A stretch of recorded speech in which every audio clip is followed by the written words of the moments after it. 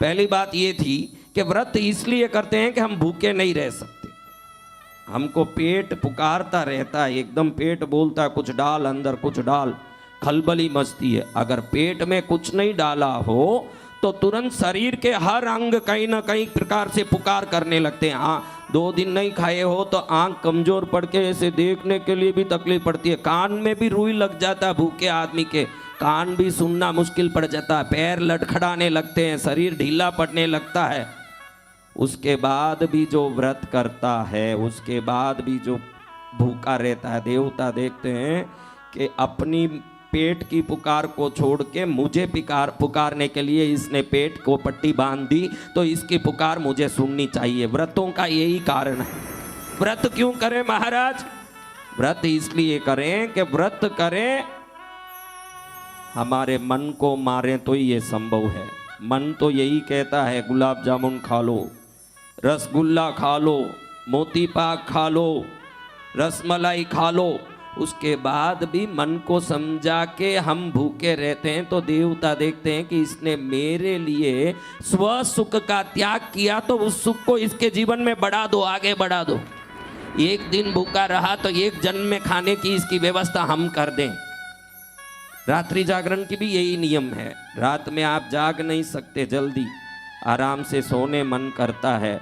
कई लोग तो दिन में ही सोते हैं। कथा मंडप में देखो, कई लोग ऐसे आते हैं, पत्नी पूछती है कि कहाँ वहाँ जाते हो? मैं देखती हूँ जब भी आप नींद लेते हो वहाँ जाके फिर किस लिए जाते हो? अरे घर में नींद ही नहीं आवे, महाराज की बात सुनूं तो बड़े मजे से नींद आता है, इसलिए वहाँ जाता हूँ मैं। तो कहीं नींद नहीं आवे, वो महाराज की बातों से आवे। मुझे महाराज बात करने लगे ना, मुझे नींद आने लगे, इसलिए मैं कहाँ जाऊँ? हाँ देखो, एक कथा सुनी मैंने, अजीब लगा, लेकिन आपको भी बताऊं। एक बड़े कथाकार महाराज जीवन भर रामायण करते थे। क्या करते थे? जीवन भर रामायण करते थे कथाकार महाराज। शरीर छोड़ा, सोचे कि जिंदगी भर हमने लाखों लोगों को राम रस पिलाया, तो मुझे भी भगवान आम रस पिलाएंगे। ये सोच करके बड़े खुश हुए कि अभी जो जिंदगी भर राम रस पिलाया, भाई उनको क्या होना चाहिए? हाँ, आम रस मिलना चाहिए। और एक रिक्शा वाला था, बड़ा गरीब था, कभी कोई प्रकार से सेवा नहीं कर पाता, भजन नहीं कर पाता। इनका ही पड़ोसी था और ये सोचा कि भाई अभी मरूंगा तो क्या मिलेगा, क्योंकि कभी राम रस तो मैंने पिया भी नहीं ना, पिलाया। बाजू वाले कथाकार महाराज भागवतकार तो बड़े से राम रस पिलाते थे, ये तो वैकुंठ में जाएंगे, मैं कहाँ जाऊंगा।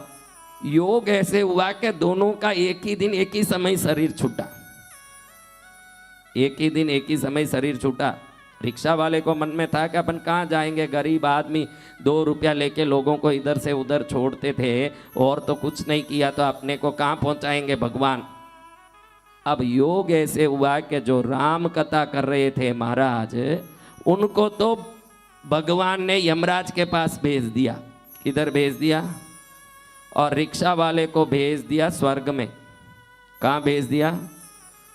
कथाकार बड़े गर्म हुए भगवान पर। भगवान, इतना मैंने रामायण पाठ किया खुद और कराया भी, रामचरितमानस का एक एक अक्षर गुट पी करके अंदर गिटा, फिर मुझे ले जाके वहां पटकते हो ना, इसको ले जाके स्वर्ग में पटकते हो, बड़ा सरासर अन्याय है। भगवान ने बोला, अन्याय का? तेरे जगह आने वाले तेरे राम रस से आनंदित होके बड़े मस्त हो गए और नींद लेने लगे, और ये रिक्शा वाले के रिक्शा में खड्डे खोपचे में जाने वाले, हे राम अच्छे से पुगा दे, हे राम अच्छे से पहुंचा देना, हे भगवान अच्छे से पहुंचा देना। वाह, भगवान का नाम ज्यादा चला, तेरे सामने नींद ज्यादा चली।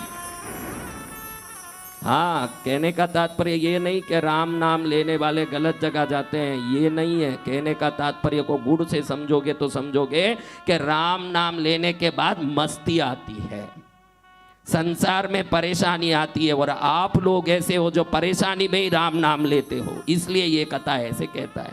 रिक्शा में बैठ जाओ, धक्का मार के कहीं इधर जाएं उधर जाएं, खड्डे में नचाएं, तो आप बोलो भगवान अच्छे से पहुंचा दें, तो बस ये मुझे, क्या बोलते हो आप ही बोलो। कोई एक आपत्तिजनक यात्रा करो या आपत्तिजनक संकट आए, तब भगवान को ज्यादा याद करते हो कि भगवान के सामने भगवान को ज्यादा याद करते हो? आप ही बताओ। हाँ, यानी आपको भगवान सामने हो तो ही भगवान का याद नहीं आएगा, आपत्ति में भगवान याद आएंगे। इसलिए जब भी आपको याद कराना होता है भगवान आपत्ति देते हैं, सीधे ही याद कर लो तो आपत्ति नहीं आए। आपत्ति क्यों आए? उनको मालूम है कि भाई कॉलिंग बेल बजे तो ये दरवाजा खोलेगा। किसी को भी मालूम हो कि कॉलिंग बेल बजने से ही दरवाजा खुलता है तो फिर उनको क्या करना पड़ता है? हाँ, तो आपके जीवन में कॉलिंग बेल बजे तो समझना कि आप बिना कॉलिंग बेल दरवाजा नहीं खोलते हो, इसलिए बेल बजाया जा रहा है। आप बराबर आहट सुन के दरवाजा खोल दोगे, यानी समय पर ईश्वर को याद करोगे, तो आपत्ति दे के भगवान याद कराने की नौबत आपको कभी नहीं देंगे। दुख में सुमिरन सब करे, सुख में करे न कोई, सुख में सुमिरन करे तो दुख काई को आई, कहते हैं ना बड़े लोग। हाँ? तो कितने लोग सुख में मेरे पास आए, बड़े दुखी होकर के खाली सेवा किया, भक्ति किया। आज अरबों पति है, ऐसे लाखों को गिना सकता हूं। वो कहां गए? अब मौज मस्ती में हैं। लेकिन मुझे कोई चिंता नहीं है, क्योंकि घड़ी में वापस 12 तो बजेगी ही। 12 बजी, वो 1-2 बजी तो वापस 12 बज जाती है। क्योंकि आप सिरदर्द के लिए डॉक्टर के पास गए, सिरदर्द ठीक हुआ तो जिंदगी भर सिरदर्द नहीं आने का कोई आपने उधर से एश्योरेंस लिया क्या? खाली अभी के सिरदर्द की दवाई ली है, वापस सिरदर्द आए कहाँ जाना पड़े महाराज? इसलिए डॉक्टर के पास सिरदर्द के लिए नहीं जाना, डॉक्टर कोई अपना बनाने जाना ताकि सिरदर्द नहीं आए। होशियार आदमी वो करता है। तो मैंने ये बात कहने के लिए यहां शुरू नहीं किया, मैंने आपको 2 बात बोली। आपके पास 2 आदत है, भूखे नहीं रह सकते, मानते हो कि नहीं? नींद बिना नहीं रह सकते, मानते हो कि नहीं? इसलिए व्रत भी करते हैं, रात्रि जागरण भी करते हैं। आज मुझे लगा कि आपको ये बता दूं कि कथा क्यों करते हैं। अभी इतने दिन से कथा कथा कर रहे हैं ना, कथा भी इसलिए करते हैं कि आप संसार में किसी का सुनना ही नहीं चाहते और आप ही अपना सुनाते रहते हो। आप देख लो अच्छे से, कोई भी कुछ भी बोलेगा आप सुनने तैयार ही नो। अपनी बात बोलनी है, अपनी मन की उसको समझाना है। किसी का सुनने के आप अधीन हो कि अपना सुनाने के अधीन हो? आप बताओ, जोर से बोलो। कोई बोले सुनो, आप कोई बोलता हो ज्यादा तो आप बोले अरे उधर जाए तो माता खाएगा, जाना ही नहीं है उसके पास, वो सिर खाएगा मेरा। हाँ, खुद का सुनाने में हो कि सुनने में हो? जो जिंदगी भर सुनाने के अधीन है वो किसी मंडप में बैठ के ईश्वर का नाम सुनता है, तो ये भी एक प्रकार का व्रत हुआ, आदत से अलग होकर के काम कर रहा है। हरदम आदत ये की अपना बोलना। देखो ये चालू करता है तो ये बोलता ही रहता है, वो चालू करे तो वो बोलता ही रहता है। आपको छोड़ू तो आप भी चालू कर दोगे, वो तो भगवान की कृपा है कि मेरी सुन रहे हो, आप भी चालू कर दोगे यहाँ पर। हाँ, वो महाराजों को छोड़ो ने, तो 24 घंटा मुंह ही बंद करने वाले नहीं है, वो कोई दया दृष्टि से बैठे हुए हैं, शांति से, बड़ी दया दृष्टि है। बाकी वो चालू कर, उनको छोड़ दो तो किसी का नंबर ही नहीं आए, क्योंकि व्यक्ति का स्वभाव है स्वयं का सुनाना, किसी का सुनना नहीं। आप पूरे इस मुख में अगर कोई अंग बड़ा देखोगे तो कान ही है।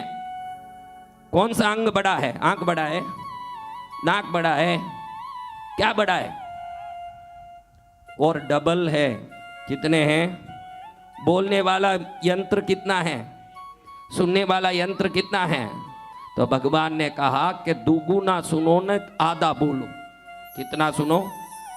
दुगुना सुनो आधा बोलो, लेकिन खुद ही सुनेगा। 2 मित्र थे, सिंगापुर गए।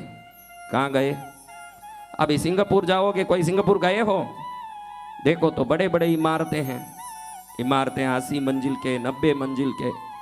रात बहुत हो गई थी, वो रुकना जरूरी था, तो जाकर के किसी होटल में गए।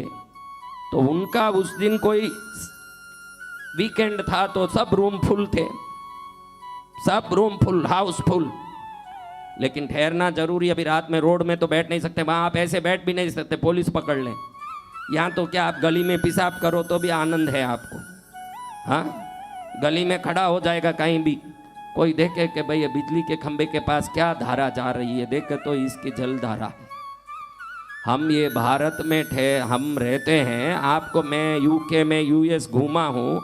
अगर आप कुत्ता साथ लेके जाते हो यूएस यूके में, तो अगर वो पेशाब टट्टी करें तो उसके लिए आपको थैली साथ ले जाना पड़ेगा। जहां आप जा रहे हो उधर ही पेशाब टट्टी अलग पकड़वा के उसके लिए जो डिब्बे रखे हैं उसमें डालनी पड़ेगी। अगर आप रास्ते में कहीं डाल दिया, उधर कैमरा लगा हुआ है, भारत के पैसे से 50,000 रुपया फाइन लगता है। कितना? या कुत्ते की तो छोड़ो, इंसान भी जहां जचे वहां बैठ जाता है। मोदी जी के चिल्लाने से कुछ नहीं होगा। मोदी जी ने ठेका नहीं लिया है। हम सबका फर्ज है कि हमारे भारत को हम स्वच्छ रखें। आप स्वस्थ रहना चाहते हो, मैं स्वस्थ रहूं। स्वच्छ वातावरण ही स्वास्थ्य प्रदान कर सकता है। चारों तरफ गंदगी हो न, उसमें आप स्वस्थ कैसे रहोगे महाराज? आपको स्वस्थ रहना है तो देखो, बसों में बैठे बैठे जा रहे हो, जाते हो ना बसों में, आप लोग जाते ही हो बसों में, बस्से में जा रहे हो, जहां देखी वहां थूका, जहां रास्ते में मुंह में थूक आया तुरंत थूक दिया। हाँ, जहां मन में लगा भाई कुचरने लगे, भाई कुछ करने लगे। हमारा अपना तो कोई फर्ज होता होगा। आपका कुछ फर्ज है इस देश के नागरिक के रूप में? आपका क्या फर्ज है? हमको 15 लाख नहीं दिया, हमको ऐसे नहीं किया, हमारा वो नहीं किया। ये प्रपंच करना छोड़ के हमने देश के लिए क्या किया ये गिनने का समय है अब। अगर देश को शक्तिशाली बनाना चाहते हो तो आपका उस शक्तिशाली देश बनाने में क्या योगदान है? ठेका नहीं है मोदी जी का। मोदी जी ने कोई ठेका लिया नहीं है। आप सब सहयोग करोगे तो मोदी जी के नेतृत्व में भारत जल्दी ही शक्तिमान हो जाएगा। उसमें आपको भी सहयोग करना पड़ेगा, खाली ठेका नहीं है। बेचारा बुढ़ा तड़क रहा है उधर अकेला प्रधानमंत्री बन के, उसका ही ठेका नहीं है। आज की युवा शक्ति भी आगे जाना चाहिए, संत शक्ति भी आगे जाएं, पत्रकार शक्ति भी आगे जाएं, कलाकार शक्ति भी आगे जाएं। इस दुनिया में जितने क्षेत्र हैं सभी क्षेत्र मिलके सहयोग करेंगे तो उस व्यक्ति का, जिसने अपना परिवार घर सब छोड़ के देश के लिए अपना प्राण खपा दिया, वो व्यक्ति भी देश के लिए कुछ कर पाना हो तो हमारा सहयोग बहुत जरूरी है। खाली आप ही डंडोरा पीटो के ये चाहिए वो चाहिए, हमारे गांव में लाइट नहीं जल रहा, हमारे गांव में पंखा नहीं जल रहा। आपके घर में अगर पंखा लाइट नहीं जले तो आप क्या करते हो? क्या करते हो महाराज? बोलो, क्या करते हो? तो आपकी गली का नहीं हो न तो उसको भी अपना ही समझो, गली को भी, उसके भी काम को 4 जन मिलके पूरा करवाओ तो हर गांव में सुंदरता, सटीकता और श्रेष्ठता बनी रहेगी। वो कोई एमएलए एमपी का ठेका नहीं है, उनको छोड़ दो। हमारा गांव, हमारी गली, हमारी हर व्यवस्था को हम सब मिलके सुधारने लगेंगे तो देश में नेताओं की दबदबा कम होगी ना, हमारा राज्य आगे बढ़ता चलेगा। आप सब उनके ऊपर डाल दोगे तो वो चबन्नी का काम करके 4 करोड़ का मजा लेगा, फिर क्या फायदा होगा? अभी वो बात करना नहीं है, जाने दो। अभी मैं बोल रहा था कि दोनों सिंगापुर गए मित्र, और मित्र कहीं भी मैं देखो कथा बोलूं वापस मेरी जगह पर बराबर पहुंच जाता हूं। कहीं पंडाल में कथाकार सामने वाले को पूछते हैं कि मैंने कहाँ छोड़ा मैंने कहाँ छोड़ा, वो उसको समझाना, महाराज आपने ये बोला था। महाराज जी इनसे सीखें तो महाराज का क्या गति हो। अब वो दोनों मित्र सोचते हैं कि चलो ठहरना तो है। होटल का आदमी बोलता है 81वें मंजिल में एक कमरा है। कितना? 81वें मंजिल में एक कमरा है। कितना मंजिल नंबर? 81 नंबर। वो बोले कि अरे कितनी बार जाएंगे आएंगे, परेशान होंगे, छोड़ो दूसरा होटल। ये बोले अरे लिफ्ट में जाना, अपना क्या 81 हो ना 810 हो, क्या फर्क पड़े, लिफ्ट में खड़े हो बटन दबाओ ऊपर जाता है। तो तुरंत कमरा ले लिया, अपने थैली वेली रखने के लिए लिफ्ट दबाया, ऊपर गए, 81 में सब रखा। फिर दोस्त ने बोला कि भूख तो बहुत लगी, आधी रात हुई। अरे ये सिंगापुर है, राक्षस रहते हैं यहाँ। कौन रहते हैं? आपको भी बोलता हूँ, आप आधी रात में खाते हो, जब जचे तब खाते हो, जब जचे कोई काम करते हो। तो जब जचे तब शरीर का ध्यान दें, वो पशु और राक्षस वृत्ति है। अपने समय की और योग्यता का मर्यादा रखें, वो मनुष्य वृत्ति। एक समय के बाद 8 बज गई, 7 बज गई, अब मुझे खाना नहीं चाहिए। इसके बाद सूर्यास्त के बाद नहीं खाते हो। अगर सूर्यास्त के बाद पाचन शक्ति जठराग्नि मंद पड़ती है, ये समझ रखते हो, उनको कभी पाचन की तकलीफ, हार्ट अटैक, खून में बीमारी नहीं आती। कभी कोई कारण बस लेट हो गया अलग बात, लेकिन रोज रात में 12 बजे ही खा रहे, 1 बजे जब जैसे कई लोग बोलते हैं महाराज रात में बंद है, कुछ नाश्ता मिले तो कर लें हम, यहाँ बड़ा रहेगा, अच्छा रहेगा। मैं क्या अच्छा क्या रहेगा, एक दिन भूखा रहेगा तो और अच्छा रहेगा, देव कृपा से बहुत ज्यादा कल्याण होगा। हाँ, अच्छा क्या रहेगा। तो राक्षस जैसे रहने के लिए मनुष्य जीवन है कि मनुष्य जैसे रहो तो मनुष्य जीवन सफल, और देव जैसे रहो तो मनुष्य जीवन प्राप्ति का तो लक्ष्य ही सफल है। राक्षस जैसे रहो तो क्या सफल है। अभी दोनों ने 81वें मंजिल में अपने कपड़े थैली रखे, वो बोले चलो नीचे तो रेस्टोरेंट है ही है खुला होटल का, वहां खा के आते हैं। लिफ्ट दबाए, नीचे उतर गए। क्या हुआ, फटाफट उतरता है लिफ्ट। कौन कौन लिफ्ट में गए वो जानते हैं कि वो तो सर करके नीचे आ जाता है। नीचे आए, होटल में बैठे, खाए पिए। जैसे ही खाना पूरा किया, अचानक होटल की बिजली में एक जोर से खड़काट हुई, और खड़काट होते ही लिफ्ट बंद हो गया। ये नीचे खड़े हैं, क्या बंद हो गया। अब इनके रुपये, पासपोर्ट, मेन तो पासपोर्ट है भाई, उसके बगैर तो बाहर जाएं कोई पकड़ लिया तो वहाँ तो, यहाँ तो पुलिस को 50 रुपया दो न, तो आपको जमाई बना के मसला मारेगा। जा जा भाई जा, 50 दे दिया तो 50 करोड़ की सेवा करेगा। लेकिन वो सिंगापुर है, उधर पासपोर्ट बगैर बाहर गए, पासपोर्ट का नहीं पूछे सीधा अंदर डालेगा, बाद में इंक्वायरी शुरू होगी। ये सोचा अभी ऊपर जाना, कैसे जाएं। उधर जाके रिसेप्शन में पूछे, वो बोले कि अचानक कुछ बिजली में खराबी हो गई है, शायद 1 दिन रात पूरा लग सकता है इसको ठीक करने में, क्योंकि कहाँ कुछ खराबी हुई कोई पता। अब ये दोनों सोचे हाई रे, अभी 81 मंजिल चढ़े कैसे। हाँ, तो चाबी उन्होंने रिसेप्शन में दिया था, और फिर खाने गए थे, खा के वापस आए। एक मित्र बोले चलो अपन चलते चलते ऐसे ही बातें करते करते 81 में पहुंच जाएंगे, पहुंच के अपना थैली ले लेते हैं और सामान ले लेते हैं, फिर दूसरा होटल देखें या कुछ करें, लेकिन अपना डॉक्यूमेंट तो लेना पड़ेगा ऊपर से, उसके बगैर गाड़ी कैसे चलेगी। पासपोर्ट है, हमारे जितने भी टिकट हैं आगे के जाने की सब व्यवस्था है, इसको लेनी पड़ेगी। तो दूसरा बोलता है 81 मंजिल कैसे पहुंचेंगे। तो बोले बातें करते करते पहुंच जाएंगे, अपना तो काम ही क्या है, बातें करना। 2 बहनें होती तो 2 सेकंड में 81 मंजिल पहुंच जाती, ये तो 2 ही आदमी रह गए, क्या करें। तो दोनों बातें करते करते करते करते जा रहे थे। एक जन कहानी बोल रहा है कुछ न कुछ, अपने गांव में ऐसे हुआ याद है, उसको लगे कि भाई चलने में आरामी हो बात करते समय, तो वो कुछ न कुछ। दूसरा बोला अरे मेरी भी सुन, अरे मेरी भी सुन। ये सुने ही नहीं उसकी बात, वो सुने ही नहीं। अरे सुनेंगे, तू मेरी सुन पहले, तू मेरी सुन। ऐसे करते करते 3 घंटे लगे 81 मंजिल चढ़ने में। कितने घंटे, और पैर से चलना पड़ा, 81 मंजिल पैर से चलना पड़ा। रास्ते में वो बोलता ही जा रहा, दूसरा बोला अरे 1 मिनट मेरी बात तो सुन ले, 1 मिनट मेरी बात तो सुन ले। 1 मिनट भी सुनने तैयार नहीं है। कितनी देर, 1 मिनट भी सुनने तैयार नहीं है।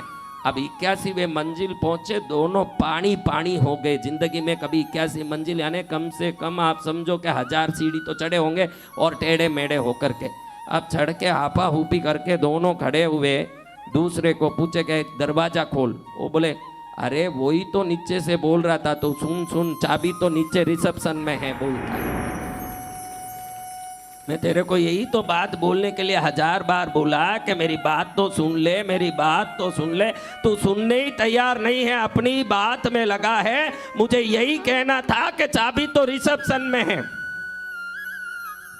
ये आपकी जिंदगी की बातें हैं, ये कहानी नहीं है।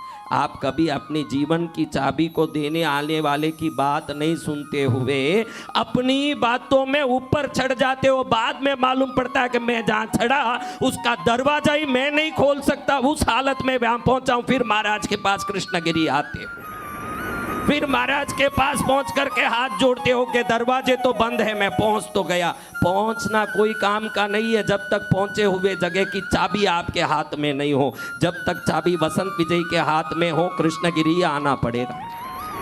जब चाबी आपकी मेरी हाथ में होगी तो आना ही पड़ेगा, क्योंकि कितने ऊपर चढ़ो ने नीचे चढ़ो, आप चढ़ना जानते हो, ये मायना नहीं रखता हाथ में चाबी है कि नहीं, ये मायना रखता है। आप सबकी चाबी जब तक मेरे हाथ में होगी, आप चढ़ो उतरो दुनिया भर के लफड़े करो, लेकिन आना कहाँ पड़ेगा चाबी लेने, ये रिसेप्शन में ही आना पड़ेगा, क्योंकि यहाँ चाबी छूटी हुई है, इसलिए आना पड़ रहा है महाराज। तो कहने का तात्पर्य इतना ही था कि कथा क्यों सुनते हैं, ये भी हमारे आदत की विरुद्ध कार्य है। आप सही ढंग से सोचोगे तो जितना व्रत में महिमा है, भूख नहीं सहन कर सकते, जितने रात्रि जागरण में महिमा है, नींद नहीं त्याग सकते, उतनी महिमा कथा की भी है। हम जिंदगी भर कहीं भी जाते हैं अपनी सुनाने लगते हैं, सिर्फ कथा मंडपों में संतों का सुनने जाते हैं, बाकी कहीं हम सुनने वालों में नहीं है। ये भी एक बड़ा व्रत है।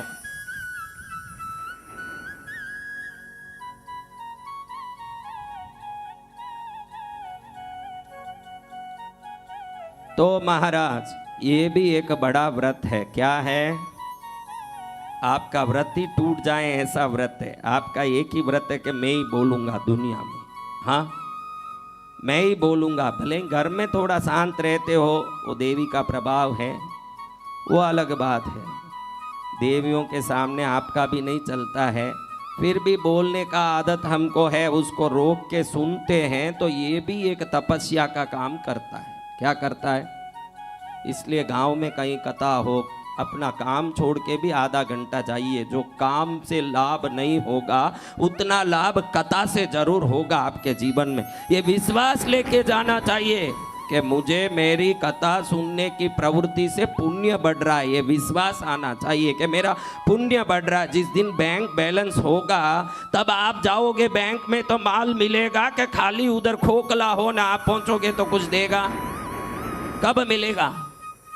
ईश्वर का नाम स्मरण बैंक बैलेंस बढ़ाने का यानी पुण्य बढ़ाने का सबसे बढ़िया तरीका है। आप खुद पूजा करो। आप बोलो हम तो घर में पूजा करते ही हैं, दिया करते ही हैं, तो 1 करोड़ पूजा कर और एक साधक के मुख से ईश्वर का नाम सुन, ये दोनों समान ही होंगे। हाँ, तू क्या पूजा करता है? जब भी संत अपने ईश्वर का नाम लेंगे तो वो उनसे जुड़ के नाम लेंगे। आप भी नाम लेते हो, देखो एक वायर मेन सूची से कनेक्टेड है, मेन सूची में तार लगा हुआ है। अभी आप सूची डालते हो, क्या होगा? क्या होगा? लाइट जलेगा।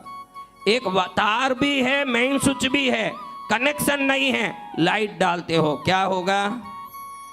तो आप बिना कनेक्शन के सूची हो ना, हम कनेक्शन लिए हुए सूची हैं, इतना ही फर्क है। हम कुछ भी बोलते हैं तो उनसे जुड़ के बोल रहे हैं, आप कुछ भी बोलते हो तो संसार से जुड़ के बोल रहे हो।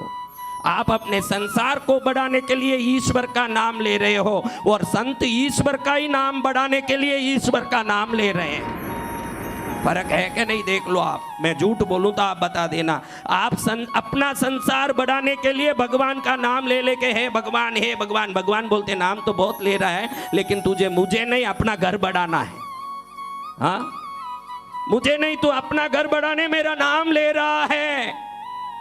और संत भगवान का ही घर बढ़ाने भगवान का नाम लेते हैं, अपना घर बढ़ाने नहीं लेते। तो किसके आवाज में शक्ति होगी महाराज?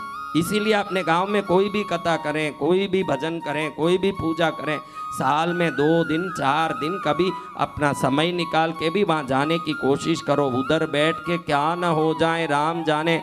कथा सुनते सुनते ही ईश्वर की दृष्टि हम पर पड़ जाए। आपकी पूजा में आपके देवता घर आ रहे हैं कि नहीं पता नहीं, लेकिन संतों की वाणी में देवता की दृष्टि है, ये तो गारंटी है। तो इसमें तो आपको आशीर्वाद मिलेगा, अभी मालूम नहीं पड़ेगा। अब जब घर जाओगे, देखो ये गुड़ नहीं है दिखने के लिए, एक खरबूजा नहीं है दिखने के लिए, ये आशीर्वाद है। आपके जीवन में अब घर जाने के बाद शुभ घटनाएं जो घटेगी तब दिखेगा कि कथा काम करता है, आशीर्वाद काम करता है, गुरु महाराज की दृष्टि काम करती है, उनकी शक्ति काम करती है। वो कब दिखेगा? जब आपके साथ अनुभव होंगे। क्या होंगे? अनुभव से वो दिखेगा। ये गुड़ नहीं, मुंह में डालने के लिए दृश्यमान पदार्थ नहीं है, आशीर्वाद अदृश्य है, लेकिन सबसे बलवान है वो वस्तु। ये सबसे बलवान वस्तु आपको कथा के माध्यम से मिल रहा है। ईश्वर के घर में आए बैठे आप भाग्यशाली हो। इसी गांव में कहीं बैठे हैं जिनको ये भाषा नहीं आती, वो तमिल भाषी होने से नहीं आ पा रहे हैं सुनने। बाहर गांव में कोई है, कह रहे हैं कि क्या करें महाराज, आने की बहुत इच्छा है, बेटा बीमार पड़ गया, मैं आ नहीं पा रहा हूँ। इसी आसपास गांव में कोई है, कह रहा महाराज आना चाहता था, कल ही दुकान में चोरी हो गई, पुलिस के पास खड़ा हूं, मैं क्या करूं। हर आदमी के हजार तकलीफ है और आपको भगवान ने तकलीफ मुक्त करके कथा सुनाने बैठा है, तो ये पहले तो कृपा हो गई सुनने की। कई लोग मुझे पूछते हैं कि महाराज ईश्वर का नाम लेने से क्या मिलेगा, वो आप बताओ तो मैं अच्छे से नाम ले पाऊंगा, श्रद्धा से नाम ले पाऊंगा, उनकी कृपा को पूरी तरह आत्मसात कर पाऊंगा। मैं बोलूं नाम लेने से क्या होगा ये बताऊं? मूर्ख, नाम लेने मिला यही पुण्य है। तू ये समझ ले कि तुझे नाम लेने मिला है, तुझे ईश्वर का नाम लेने का एक सुंदर अवसर मिला है। हर एक को ये नहीं मिलेगा, बाद में क्या मिलेगा? अरे अमृत पीने से क्या होगा, देवों को समझाना पड़ा, अमर करे वही तो अमृत है। अमृत पिए तो क्या होगा महाराज, कोई पूछेगा? सबको पता अमृत पीने से क्या होगा। इसीलिए शास्त्रों में कथा नहीं कहते, कथामृत कहते हैं। क्या कहते हैं? कथामृत। भागवत कथामृत, आपने पोस्टर देखा होगा, भागवत कथामृत, तुलसी रामचरितमानस कथामृत। कथा को मात्र अमृत कहते हैं। कभी भी आपकी पत्नी को पत्नी अमृत, किराना अमृत, कार अमृत, फ्लाइट अमृत कभी सुना है? अमृत के बाद अगर किसी चीज को अमृत कहा जाता है तो वो सिर्फ कथा को कहा जाता है। अमृत मुंह में जाने के बाद स्थूल पदार्थ बन के उतर के अमर करता है। कथा मात्र सूक्ष्म तरंग से ही अमृत कर देता, अमर कर देता है। ये अमृत है, ये सूक्ष्म तरंगों से ही हमको अमर कर देता है। इसलिए दो ही चीज को अमृत कहते हैं, ये तो देव पीते वो अमृत, एक कथा अमृत। क्या अमृत? हाँ, कथा ही अमृत है, आपको अमर करने वाली है। कई लोगों को भैरव एक क्षेत्रपाल है ऐसे लगते हैं। भैरव शंकर के प्रतिरूप हैं, ये सदा ध्यान रखने जैसी बात है। शंकर ने जब अपने स्वयं के रूप से अंधकासुर को न मारना ऐसे सोचा तो प्रतिरूप से वध किया, वो ही महाभैरव का रूप आपने पहले दिन ये सुना। तो अब आपको बताऊं कि ऐसे भैरव की पराक्रम शक्ति अनेक प्रकार की है, बड़े बड़े लोग उनसे पंगे नहीं ले पाए। एक बार जब भगवान राम का वनवास पूरा हुआ और अयोध्या में राज्य अभिषेक होना था, तो वशिष्ठ ऋषि ने कहा कि राज्य अभिषेक का मुहूर्त निकाल दिया है राम, अब आपको राज्य अभिषेक कर लेना चाहिए। जितनी भी आपकी प्रतिज्ञा थी वो पूरी हुई। 14 वर्ष की वनवास, सीता की अग्नि परीक्षा, हर प्रकार से आपकी इच्छा पूरी हुई, आप अब राज सिंहासन पर विराजिए। राम ने कहा गुरुदेव मुझे ब्रह्म हत्या का दोष लगा हुआ है। एक शुद्ध ब्राह्मण वैश्रव का पुत्र रावण को मैंने वध किया, वो ब्राह्मण था। एक ब्राह्मण की हत्या करके मैंने ब्रह्म हत्या का पाप लिया है। उसके पूरे रूप से उसका निराकरण विधि किए बगैर मैं राज सिंहासन पर बैठ नहीं सकता, क्योंकि एक ब्रह्म हत्या दोष युक्त राजा जब राज करेगा तो उसका असर प्रजा पर आएगा, क्योंकि राजा राज अपने लिए नहीं प्रजा के लिए करता है। प्रजा के लिए राजा कैसे होगा? वैसे राज दरबार में प्रजा का कल्याण होगा। घड़ी घड़ी मोदी जी का नाम इसलिए नहीं लेता कि वो भगवान को मानते हैं ना भक्ति करते हैं। इस बात से देखिए जो राम जी कहते हैं, इससे मालूम पड़ता है स्वतंत्रता के बाद जितने प्रधानमंत्री आए, हर एक प्रधानमंत्री के काल में आपने Bofors, fair box, 2G 3G कोई ना कोई एक घोटाला बड़े से बड़े सुना होगा। आज 7 वर्ष हो गए, कोई एक घोटाले की बात आपको समझ आई हो तो बताइए। हाँ, यही राम राज्य है, आप ध्यान रखो, वो कोई अलग नहीं आता। जहां स्वयं पेट भरने की कोई प्रकार से विचार ना हो, देश का कल्याण ही विचार हो, जिसका अपना परिवार ही नहीं हो। एक तो पूरा परिवार से ही राज चलाने वाली पार्टी, एक पूरे देश को ही परिवार बनाने वाली पार्टी। देखो दोनों पार्टियों में कैसे अवतारी है। एक में अपने परिवार के सिवाय कोई नहीं है उस देश में, पूरा परिवार ही है। या तो माँ बनेगी या बेटा बनेगा या जमाई बनेगी या बेटी बनेगी, इनके सिवाय कोई है ही नहीं उस पार्टी में। एक में देखो कोई रिश्ते ही नहीं है, और जो भी आता है चुनाव के बाद आता है। मैं इसलिए कहता हूं कि राजा के गुण वैभव प्रजा पर असर करते हैं। कोरोना में पूरी दुनिया जूझ गई, विश्व के 190 देश जूझ गए। भारत ऐसा देश निकला, टर्की, इटाली, ईरान जैसे देश ही नहीं, यूके तक को कोरोना के इंजेक्शन पहुंचाए, हमने पहुंचाए दूसरे देशों को। ये ताकत कैसे आ गई? एक बलवान राजा होगा तो अपनी प्रजा को तो सुखी करेगा, पड़ोसी राज्य को भी सुखी कर सकता है। पाकिस्तान तक को भी दया करके मोदी जी ने दवाई भेजी है। पाकिस्तान हाथ लंबे करने आया। श्रीलंका देखो डूब चुका है, श्रीलंका पूरी तरह डूब चुका है। 2000 रुपया लीटर दूध बिक रहा आज वहां, इंडिया के पैसे से। कोई ले नहीं पा रहे, भिखारी की तरह रो रहे हैं, वहां भी इलाज कर रहे हैं, सहायता भेज रहे हैं मोदी जी। पाकिस्तान भी अभी कंगाल होने के कगार पर है। आप पाकिस्तान का आज का गति देखोगे तो ऐसी दुर्गति है कि बिजली को रोकने, उधर के मंत्री ने कहा है कि चाय पीना कम करो ताकि देश की आर्थिक व्यवस्था सुधर सके। क्या पीना कम करना? तेरा पैसा, तेरा दूध, तेरा चाय। मंत्री बोल रहा है मुंह बंद करो। ऐसा देश हो गया है पाकिस्तान। और इंडिया में जो भौंक रहे हैं कुत्ते, उनको मालूम नहीं है कि कोरोना की स्थिति के कारण महंगाई हुई है और मात्र 7% महंगाई भारत की है। विश्व के सभी देशों की महंगाई से कम 3 गुना कम है ये महंगाई। विश्व के सभी देश महंगाई से जूझ रही है। इसके कारण एकदम आया हुआ कोरोना और रशिया का यूक्रेन का युद्ध कारण बना। ये बराबर समझे तो समझ पाए कि हम बहुत सुरक्षित हैं। आज एक अच्छे मजबूत हाथ के हमारे सिर पर हाथ होने से बड़े हम सुरक्षित हैं। ये समझोगे तो ही समझ पाओगे। ये मैं बोलने की जरूरत नहीं थी, लेकिन राम के विचार के कारण मुझे ये याद आया। क्या राजा के गुण और बुद्धि यही प्रजा के जीवन में असर करेगा। राजा अलग, प्रजा अलग नहीं है। राजा आत्मा है न, प्रजा शरीर है, शास्त्र कहता है। जैसी आत्मा होगी शरीर वैसे नाचेगी। आत्मा बोलेगी कि चल रांड के घर जाएं, आप क्या करोगे? आत्मा बोलेगी सिगरेट पीना है, आप क्या करोगे?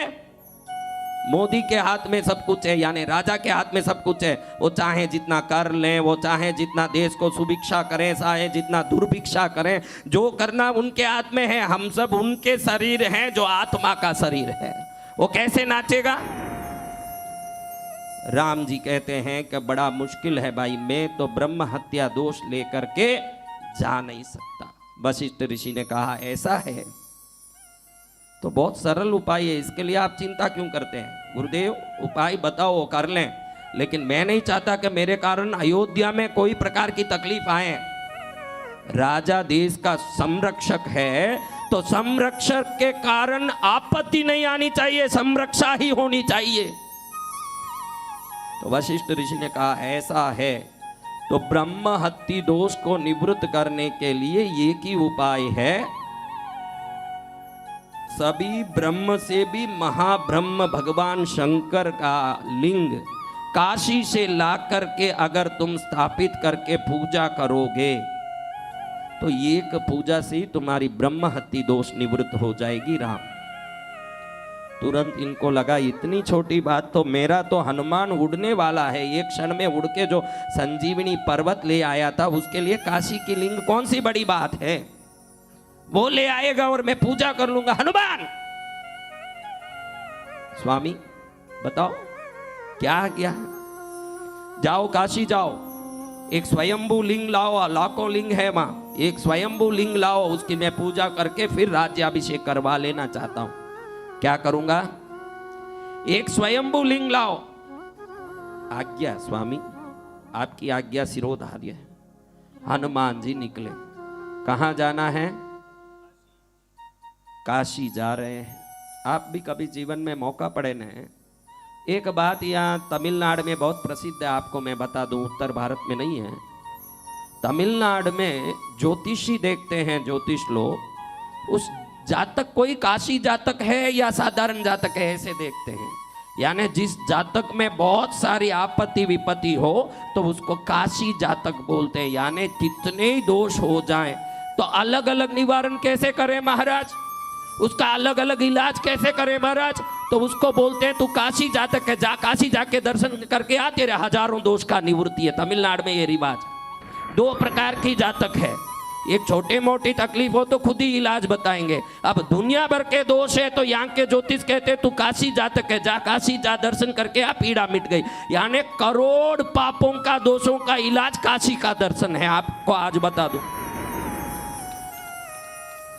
तो हनुमान जी कहते हैं मैं तो जाऊं काशी, बड़ा आनंद आएगा।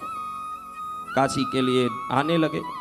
जैसे काशी का अपना मंडल है, आपने काशी का देखा हो, पंचकोश भी है, 84 कोश भी है। मैं 7 वर्ष काशी में रहा हूँ, वहाँ के मशान में ही भैरव साधना की मैंने। तो आपको बताऊं कि काशी की पंचकोशी परिक्रमा भी होती है, 84 कोश की काशी की परिक्रमा भी होती है। तो जैसे वो 84 कोश की परिधि में वो घुसने लगे, तुरंत भैरव देव जाग गए। कौन जाग गए? कोई आ रहा है मेरे क्षेत्र में, कोई भी क्षेत्र में आए, मालिक तो मेरे नाथ भगवान विश्वनाथ हैं, तो उन्होंने मुझे सौंपा है कार्य के इधर कोई आए तो तेरी जिम्मेदारी है कि वो क्यों आता है, क्या आता है। इन्होंने अपने ध्यान से देखा कि हनुमान राम के ब्रह्म हत्या दोष की निवृत्ति के लिए स्वयंभू लिंग लेने आ रहे हैं। भैरव जी ने सोचा कि एक लिंग भी ये लेंगे तो यहाँ एक लिंग की संख्या कम पड़ेगी, और मेरे नाथ को मेरी जगह से मैं कम पड़ने दूंगा नहीं।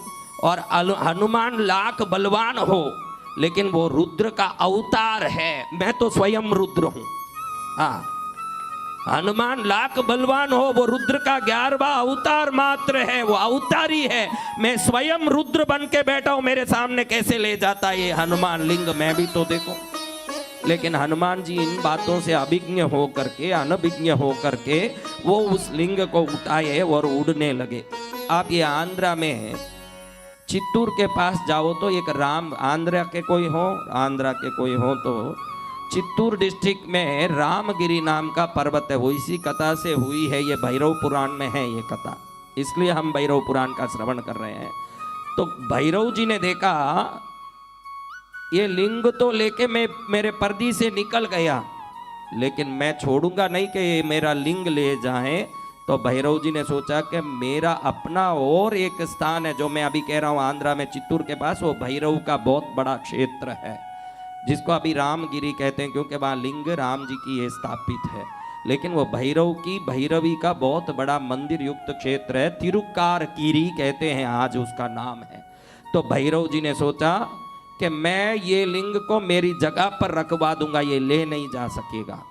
तो तुरंत भैरव जी ने गंगा को आदेश दिया, ये गंगा देवी, ये हनुमान जहाँ जाए वहां तक रास्ते में उसको कोई जल स्रोत नहीं मिलना चाहिए, कुआं, तालाब, कोई प्रकार का सरोवर, समुद्र, गंगा, जमुना, सरस्वती, सिंधु, कावेरी, नर्मदा आदि कोई पानी नहीं दिखना चाहिए, सभी पानी सूख जाएं। भैरव के आदेश आते ही शंकर का आदेश मान के गंगा युक्त 33,80,000 प्रकार के नदी के स्रोतों गायब हो गए।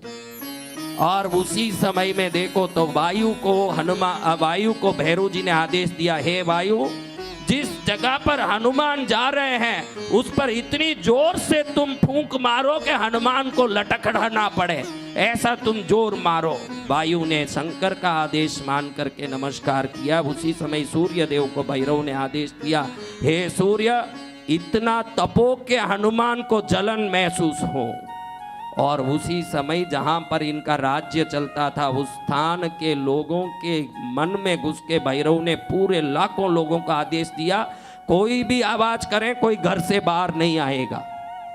अब इधर सूर्य तपने लगे ऐसे कि पंख जल जाएं पक्षियों की, समुद्र सूख जाएं और पत्तियां जलने लगी हरे हरे वृक्षों की, ऐसे सूर्य तपने लगा, क्योंकि शंकर स्वरूप भैरव का आदेश है। और इधर वायु ऐसे बहने लगा, हनुमान जी उड़ न पाए। जैसे अपने फ्लाइट डगमगाते हैं, आपने पिक्चरों में देखे हो, ऐसे हनुमान जी डगमगा रहे हैं, सोच रहे हैं कि मेरा बाप कौन है जो मुझे हिला रहा है। एकदम पसीना आने लगा, शरीर झुलसने लगा, वायु से डिगमिगाने लगे और प्यास इतने लगे कि नीचे ऊपर से ही देखे कि कोई कुआं हो, कोई तालाब हो, कोई सरोवर हो, कोई नदी हो, थोड़ा पानी पी लूं। कहीं देखो तो दूर दूर तक पानी का ठिकाना नहीं, चारों तरफ माया जाल दिखे, सब घर बंद दिखे। कैसे दिखे? आवाज करे पानी पानी पानी, कोई पानी का पुकार सुनने वाला नहीं। हनुमान जी को लगा ये लिंग को नीचे रखूंगा तो ये स्वयंभू लिंग है, स्वयंभू लिंग का एक ही नियम है कि वो जहां रखो वहीं चिपक जाता है, फिर उसको कोई नहीं उठा पाएगा। अगर ये यहां रख दिया तो मेरे राम तक पहुंचूगा कैसे, फिर ये लिंग का क्या होगा। बड़े आश्चर्य में पड़ रहे हैं, आदमी भी नहीं दिखे, पानी भी नहीं दिखे, वातावरण प्रतिकूल दिखे। जो सूर्य सदा इनके गुरु बन के आशीर्वाद दिए, गुरु हैं हनुमान जी के सूर्य, हनु पर दाढ़ मारने से ही तो हनुमान बने हैं, तो उनको ही आज शत्रु बन के सूर्य जला रहे हैं। बड़े आश्चर्य में पड़ गए, मेरे बाप वायु मुझ पर इतने जोर मार करके हवा क्यों मार रहे, मैं तो वायु पुत्र हूं, पिताजी आप इतने मेरे ऊपर पराक्रम क्यों दिखा रहे हो, थोड़े शांत हो जाओ, मैं नीचे गिर जाऊंगा। अरे तू मेरा बेटा होगा, आज मैं शंकर स्वरूप भैरव के आदेश से बद्ध हूं, मुझे वो बोले जो ही करना पड़ेगा, तू बोले जो कर नहीं सकता, तू जैसे बोले वैसे नाच नहीं सकता बेटा, मैं क्या करूं, तेरा बाप होके भी आज मैं मजबूर हूं। कौन बोले, वायु कहे मैं तेरा बाप हूं, बेटे का दुख देख के बड़ा दुखी हूं, लेकिन मेरे नाथ का आदेश है, भैरव का आदेश है, मैं कुछ नहीं कर पाऊंगा। गुरु सूर्य भी असहाय, पिता वायु भी असहाय, माता गंगा भी असहाय, तीनों लोकों के देवता भी असहाय। हनुमान सोचे सर्वशक्तिमान मेरे ऊपर ये जोर मारने वाला कौन है।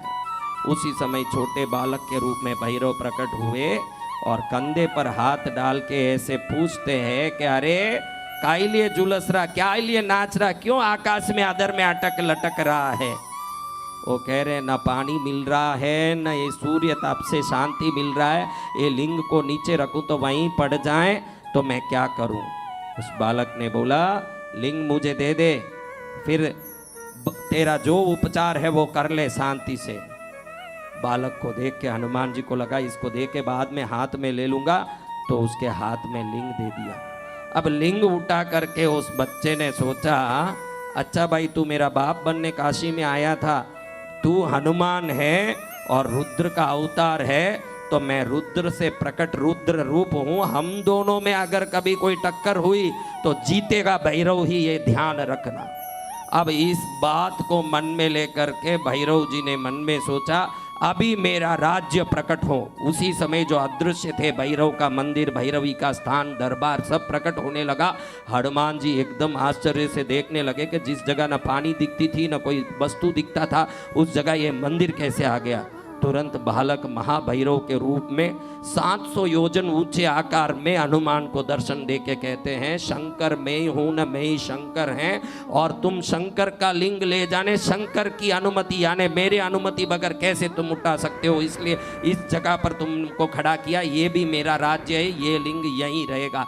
वही लिंग आंध्रा में रामगिरी में जो हनुमान जी द्वारा रख दिया गया था, वो लिंग आज चित्तूर डिस्ट्रिक्ट में रखा हुआ है। भैरव जी के पराक्रम के बाद हनुमान जी ने क्षमा मांगी, लेकिन भैरव ने कहा तू वापस आएगा तो भी मैं लिंग दूंगा नहीं तुझे, मैं भी जिद्दी का पूरा आदमी हूँ। वापस हनुमान जी काशी गए, लेकिन लिंग उठाने भैरव जी ने दिया नहीं। फिर भैरव पुराण कहता है कि हनुमान जी ने पूरी तरह भैरव के अर्चन पूजन साधन करके भैरव जी की तप करके भैरव जी को रिझाया। भैरव प्रसन्न हुए, फिर दूसरा लिंग ले गए अयोध्या में, आज वो स्थापित है जो स्वयंभू लिंग है, जो भैरव की कृपा से हनुमान को प्राप्त हुई। भैरव शक्ति के सामने इस धरती में अपनी मर्जी से कोई कुछ नहीं कर पाएगा। इसका ये कहानी उदाहरण बनता है कि श्री भैरवनाथ की महाकृपा को प्राप्त करके ही संसार के सभी जीव अपने कार्य को करते हैं। आपको एक बात बताऊं तो आश्चर्य लगेगा कि दुनिया के सभी देवता इष्ट, कोई भी इष्ट हो आपके हर काम कर सकते हैं, उनमें वो ताकत है, लेकिन सब में अपने गुण अनुसार एक चीज विशेष होता है। जैसे लक्ष्मी की आप पूजा कर रहे हो तो लक्ष्मी आपकी हर काम करेगी, लेकिन प्रदान वो धन ही देगी ज्यादा से ज्यादा, उसके पास वही स्वभाव है।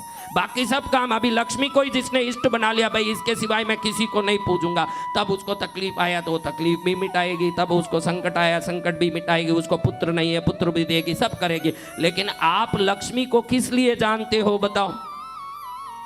हाँ, सरस्वती भी सब कर सकती है, फिर भी आप सरस्वती को किस लिए जानते हो महाराज? हाँ, एक एक चीज एक में प्रदान होता है। भैरव की पूजा आज मनुष्य लोक में जरूरी क्यों है ये आपको बताना चाहता हूँ। आज के तारीख में व्यक्ति कितना भी पढ़ा हुआ हो, आजकल माँ बाप खूब पढ़ाते हैं, आपने देखा होगा। माँ बाप का स्वभाव है कि मेरा बच्चा मेरे जैसे नहीं अच्छा पढ़े, लेकिन ये पढ़ा हुआ बच्चा हजार डर से ग्रसित है, मैंने देखा है। आप देखे हैं, वो पढ़ा हुआ है तो इसका अर्थ ये नहीं कि वो पढ़ लिया न्याल हो गया। आज के तारीख में व्यक्ति को 25 प्रकार की चिंता सताती है। कितनी प्रकार की? पैसे की चिंता, शरीर की चिंता, आरोग्य की चिंता, भविष्य की चिंता सबसे प्रधान, और घर परिवार की चिंता, पत्नी के साथ संबंध की चिंता, बच्चों के भविष्य की चिंता, बच्चे होनहार हो ये चिंता। अब चिंता गिनो तो 25 करोड़ भी हो सकते हैं। हाँ, तो आपको ये बताना चाहता हूं कि जैसे हर एक देवता एक चीज के लिए प्रधान होते हैं, एक चीज के लिए विशेष होते हैं, भाई ये चीज ये करेंगे। कुबेर यानी धनदायक है ना, धनवंतरी यानी रोगनाशक है ना। तो सबके पास एक एक चीज है, विशेष है। पालनकारी विष्णु है, संहारकारी शिव है, सृष्टिकारी ब्रह्मा, आप ऐसे बोलते हो। तो फिर भैरव क्या है? भय रहित करणम इति भैरव। 25 प्रकार के कोई भी चिंता हो, ये चिंता मुक्ति का अधिकार क्षेत्र भैरव पास ही है। और आप चिंता में रहते हो। आप किस में रहते हो? मुझे ये तकलीफ, मुझे वो तकलीफ, मुझे ये न हो जाए, मुझे वो न हो जाए, मेरे साथ ये न घट जाए, मेरे साथ यूं न हो जाए, यही तो सताती है आपको। और इस चीज का निराकरण एकमात्र भैरव के पास ही है। किसके पास? इसलिए कृष्णगिरी आना पड़ता है, भैरव को नमन करना पड़ता है, ना कुछ बोलना पड़ता है, ना कुछ पूछना पड़ता है। खाली चरण में झुक गए और संसार में उठ गए। इतना आनंद खाली चरण में झुकने मात्र से आ जाता है। क्यों कृष्णगिरी आना महाराज? ये विनोद मुझे पूछता है, क्यों कृष्णगिरी आना? अरे मूर्ख, क्यों कृष्णगिरी आना? चिंता से मुक्त होना हो, चिता से दूर होना हो, तो कृष्णगिरी के भैरव के चरण में आना पड़ेगा। जो कृष्णगिरी भैरव के चरण में आ गए वो पद्मावती के, उनके फिर घर जाने के बाद काई की चिंता महाराज? आपको मैं बोलता हूं एक बात है, आप आजकल ये कॉकरोच की दवाई लगाते हो, हिट, कोई हिट है, कोई सुना नाम हिट? हाँ, अच्छा भाई, हिट मार दिया, क्या होगा? हाँ, गायब एक दवाई आया है, उसका नाम क्या है? एक आक्रोच वाला, उसका नाम ही गायब है। वो गायब मारो, क्या होता है? काक्रोच गायब। तो यहाँ भी गायब दवाई है। यहाँ की गायब दवाई ले लिए कृष्णगिरी आके तो चिंता गायब। उधर तो काक्रोच गायब, इधर से क्या गायब? तो जिसको चिंता गायब करना, ये दवाई बराबर लेते रहो। 1000 काम छोड़ के आओ, ये मत बोलो कि हमको काम है, अगली बार प्रोग्राम होगा तो आएंगे। अरे आपके 1000 काम को भैरव कर देंगे, गुरुदेव कर देंगे, ये विश्वास आ गया तो काम भी गुरुदेव ही करेंगे। फिर तुमको क्या करना है महाराज? हाँ, कौन करेंगे?